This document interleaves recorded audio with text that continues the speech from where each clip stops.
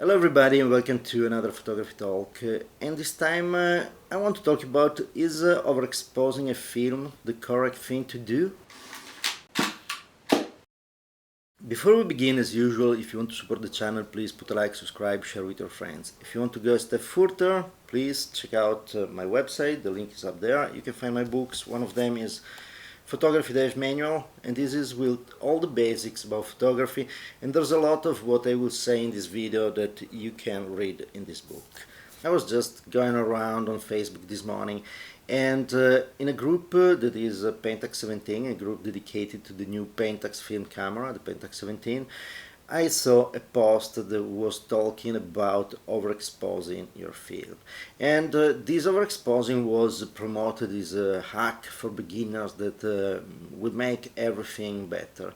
And there was a link to a video that was make your film photos better by exposing them wrong. Already the title to do something better because you're doing it wrong really didn't resonate with me at all. Also because we are talking about something that is photography, the technique of photography is a rule of chemistry and physics, so there's nothing that can be interpreted in different way. We are not talking about the creative aspect of photography where you can go and discuss a lot of rules and perhaps get better results, but we are talking about something that is absolutely scientific and precise, and is a matter of chemistry and physics. I watched the video, and basically in the video was said that you always have to overexpose the negative one stop to get better results. And in the video there are some pictures that you see, and you see the version in the idea of the creator of the video was the correct exposure, and then the overexposed version, and the overexposed was much better. But there were many wrong things in that video. First of all, we have to define what is the correct exposure. And so when a company produces a film and says this film is I don't know, 200 ISO, what do they mean? To understand if overexposure is something correct or not, first of all, we have to understand what is the correct exposure. And here I can show you what is a correct exposure. To understand exposure, we have to understand the film. The film is composed by an emulsion with silver halide. I don't want to go too deep in this, but just to give you an idea, you have a silver halide, and this silver halide is sensitive to the light. So when a photon hit the silver halide, the photon left a modification inside the halide. And that is something that when we develop the film, it will give us a darker or lighter area based upon how many photons hit the halide, and the halide kind of stored this information. So more light arrives on the film and more darker it will be. This is for negative film. If we think about it, the halide have some range in which to operate. A single photon cannot perhaps just stimulate the transformation that we will see develop in the negative. If it reaches too many photons reaches the halide, at that point it will be saturated, so everything will be totally dark. No matter if you increase the number of photons arriving, you just will see the same level of dark. And this is to explain that the film has a range of operations. So the light, the number of photons reaching the emulsion, reaching the halides, must be in a specific range. And if we want to think about the range, the easiest way is to plot a curve. On the curve we have a vertical axis where we can put our density of the film, and on the horizontal axis we put the light, the quantity of light reaching the film. Obviously we go from no light is pure white, because we say that more light we have on the film, more dark it will be.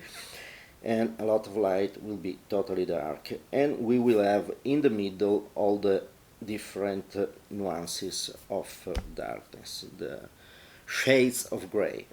And on the Y side we will have zero photons reaching zero quantity of light, zero lux. You can measure in different way, but no light to a lot of light. So I will keep it simple without using any technical measure. It's just to give a quantitative idea of the things. When there's zero light arriving, the film as a kind of a base fog is called. This intrinsic to the emulsion is not perfectly transparent. So there is a little bit base. At a certain point it starts to receive enough quantity of light to produce some change in the grays. Then we go up, and when the film reaches a certain amount of light, it started to not work in a very linear way. You can see that our plot is starting to curve out and create what is called a shoulder.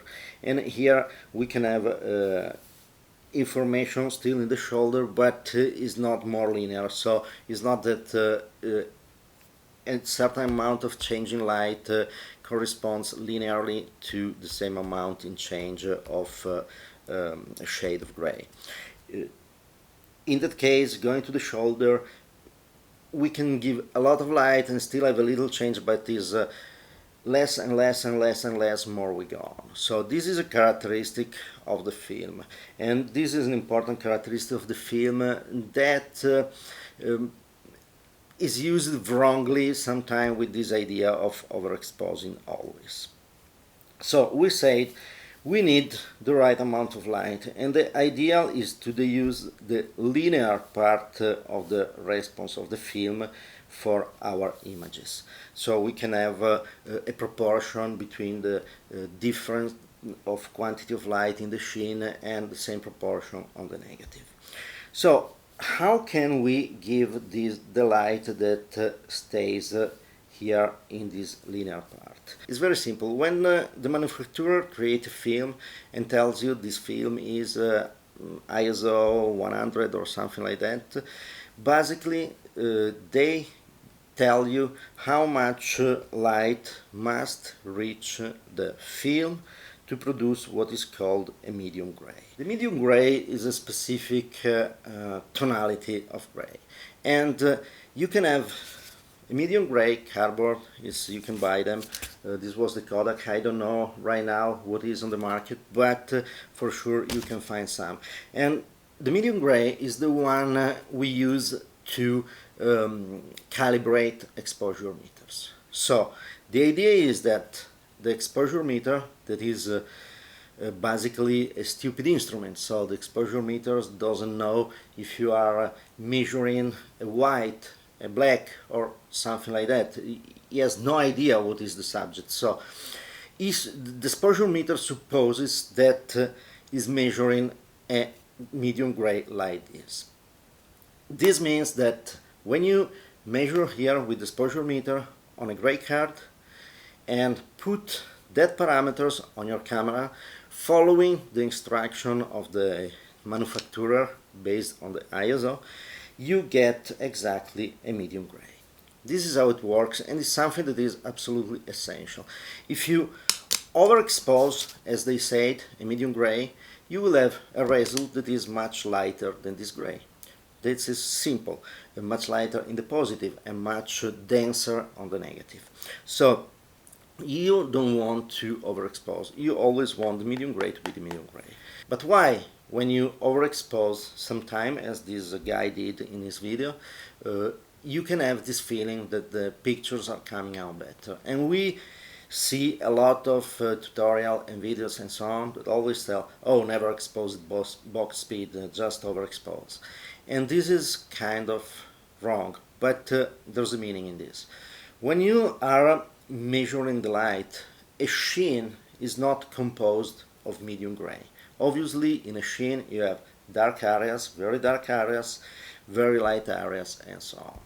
If you look around me, there's here. Back there is the darkest area in the room, inside the shelf, in the shade, and probably here is the brightest area, is something like the light on this lens and so on, or on my face. So you have a lot of different lights, and not always that kind of lights can really fit in the linear part of the film. So you have your gray that is okay, but then the darker area goes a little bit below the ideal point on the curve, and the brightest area goes a little bit over in the shoulder of the curve. So this is something that happens because the dynamic range on the sheen can be bigger than the dynamic range of your film. When you use a digital camera and you go with your Instagram, it's the same thing. You look at the Instagram, and what you don't want is to have part of the Instagram that is on the right or on the left beyond the limit point. So you want to have your data inside the Instagram. And it's the same with the film curve. With digital, it happens that the digital sensors, they are very, very bad with highlights.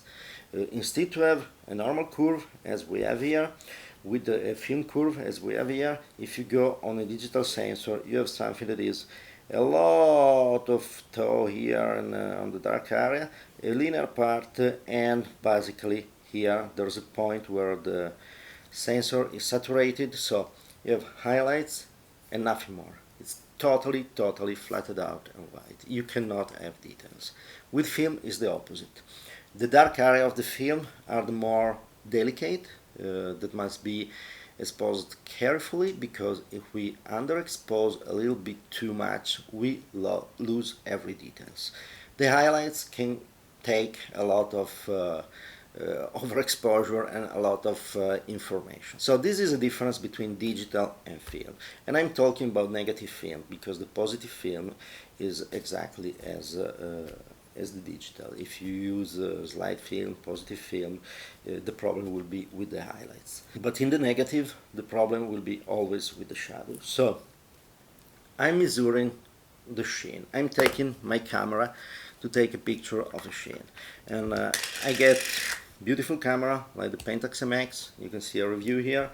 And you look at the sheen and you measure the light, and as I can see here is 60th of a second at 1.8 is exactly correct. I didn't have to change anything, and I have 400 ISO film in this camera. But if I look, for example, at the sheen here, in the back of my camera there's a library and it's mostly dark. There's not very white spot in there and so on. So the meter in the camera does something that is kind of essential to work, but is a compromise, because the meter usually, and in most cameras is like that, the meter looks at the sheen and create an average with some prevalence in the center. So the center of the image has some prevalence on the borders, but still creates an average. So you can imagine if you have a subject that is, for example, very dark in the center, like a person with a light background, the meter, yes, will try to give more importance to the center, but still a lot of light from the background will create an average of the sheen that is not precise.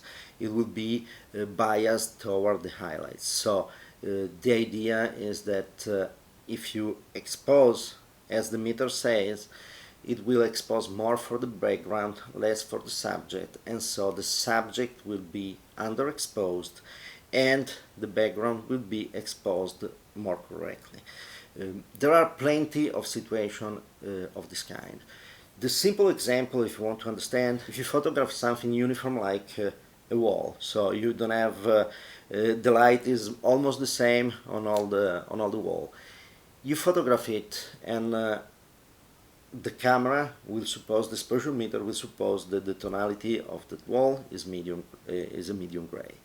the quantity of light that you will put in the camera is the one to give the medium gray. But if it is a white wall, what happens?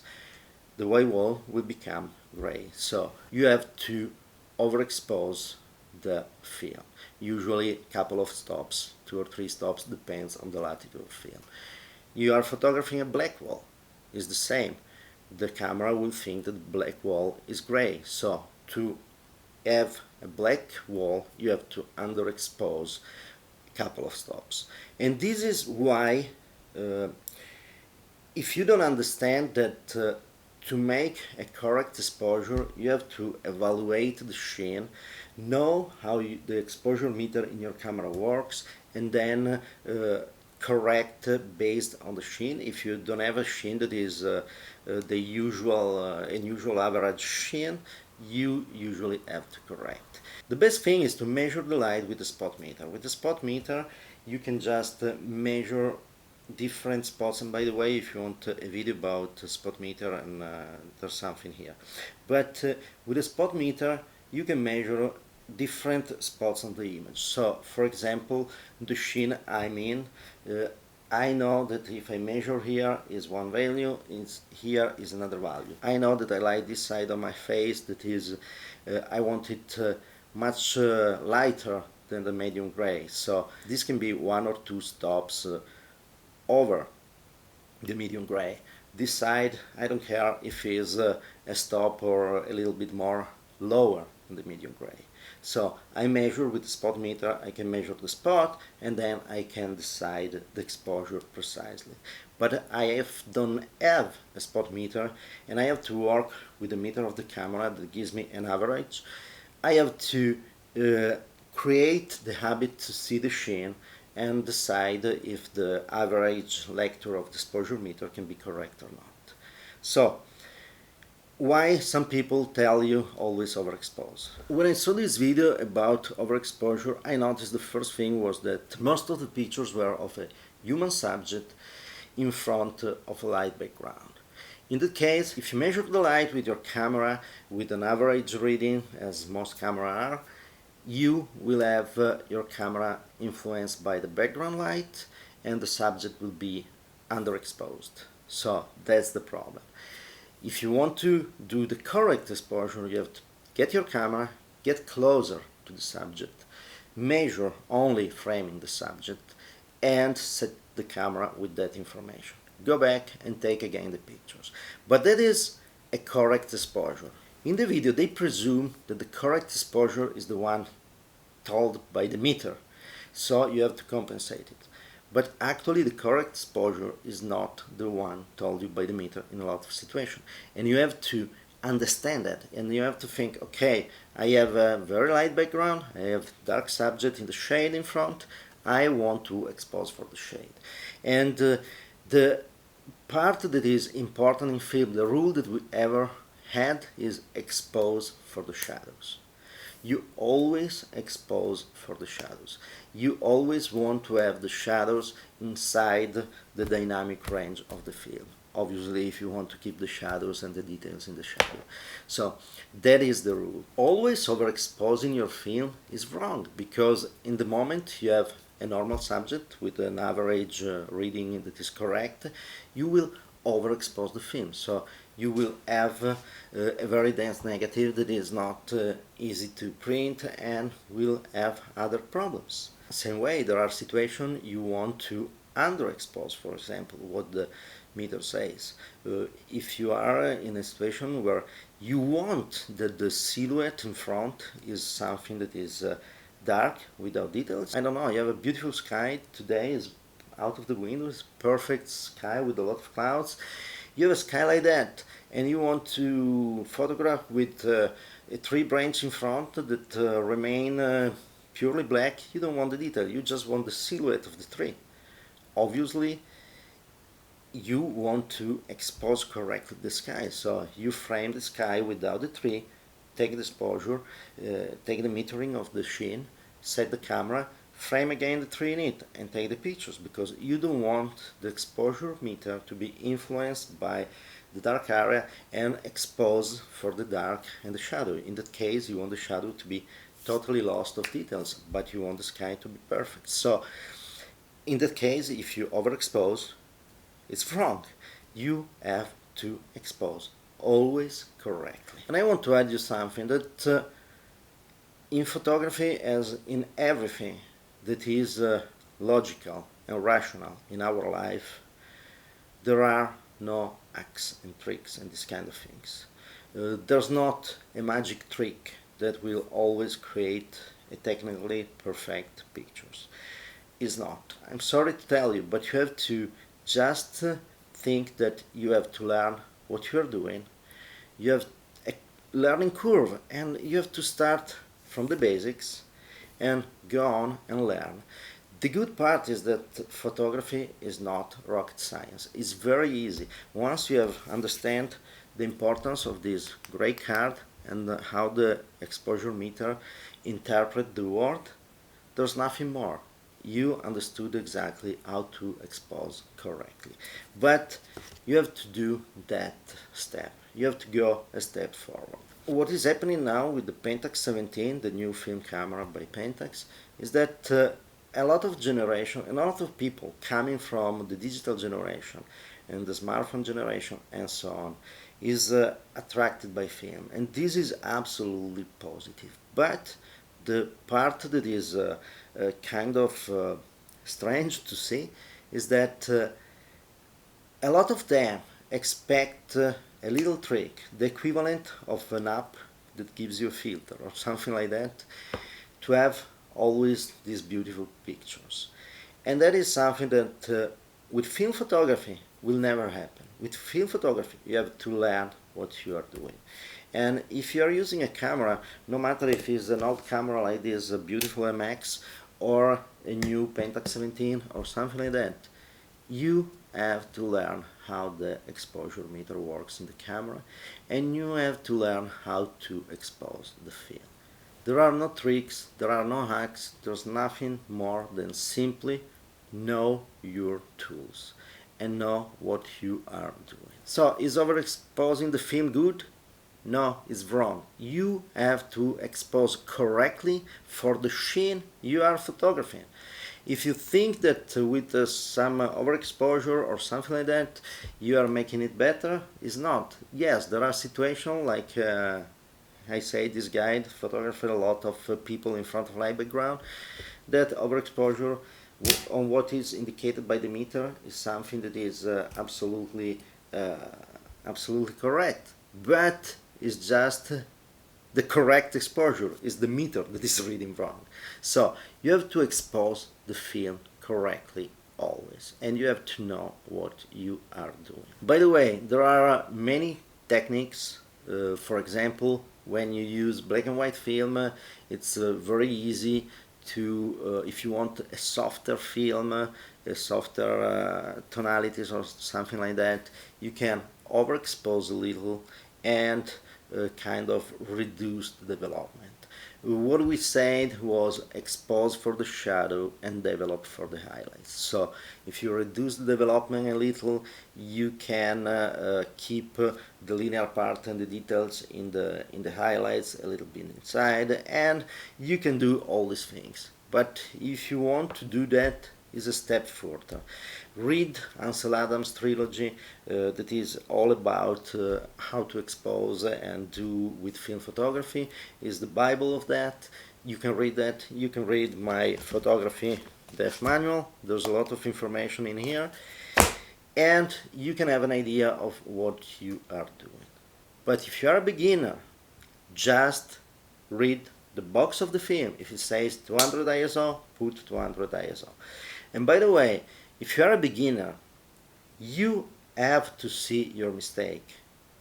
You cannot assume that the product manufacturer or something like that is wrong and you are right. It's incredible how much with all the mess that we've been in, like having to deal with some companies creating the signs or things like that, everybody thinks that everything is a big conspiracy. But actually, if the film manufacturer says this film is 125 ISO, you can trust them. Yes, there are little things that you can do when you are really expert, but you can trust them. So you buy the film, it says this, Ilford HP5, 400 ISO, put 400 ISO, take the pictures. And when you will see something that can seem is not what you expected, is because there's something that was not correct, and you want to see your mistakes, because the only way to learn is to learn from your own mistakes. So you take a picture, and you take the picture with the person in front, bright background, and you see that the person is a little bit underexposed. Good, because you will learn that in that situation you have to compensate for the too light background, and you learn that the meter of your camera is not able to manage the situation, and so you compensate. But so many things are different based on your camera, how the exposure meter works and so on. If I take my Pentax MZVS, that has this beautiful exposure meter, all modern, with all the different areas and these kind of things, it never goes wrong.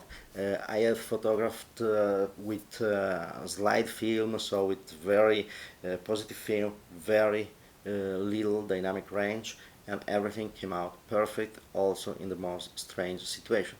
Probably the best camera I had on the exposure feature. It was perfect. So you got the camera, put the film at the speed box, go around, take the pictures, and you will see that your camera is not wrong. Your camera is doing everything right. You don't have to overexpose, you don't have to underexpose, and all these kind of things. The automatic way in the camera is perfect. You go with the camera like this, and by the way, I think that when you want to learn photography, something like a Pentax K1000 MX and all these kind of things, these mechanical cameras with the usual exposure meter that is average with the prevalence in the center are the best things to learn, because you go around with this and you will see the errors. You will see the errors of the exposure meter, you will see your errors, and you can really learn. This is essential to learn. If you see that your images are underexposed in some areas, or you can see it in black and white, or you can see in color with the shifting color and these kind of things, it means that you are exposing in a wrong way. This means that there's something wrong in your camera, there's something wrong in your system, there's something wrong in your interpretation of the scene. It's not because the manufacturer of the camera has a big interest to change the work by giving you the wrong exposure ISO, the work exposure numbers. So this is all. If you want more about exposure, just let me know. I can do videos about photography, how to technically expose and these kind of things. If you want to do something to support the channel, get this. And thank you very much for watching. See you next time.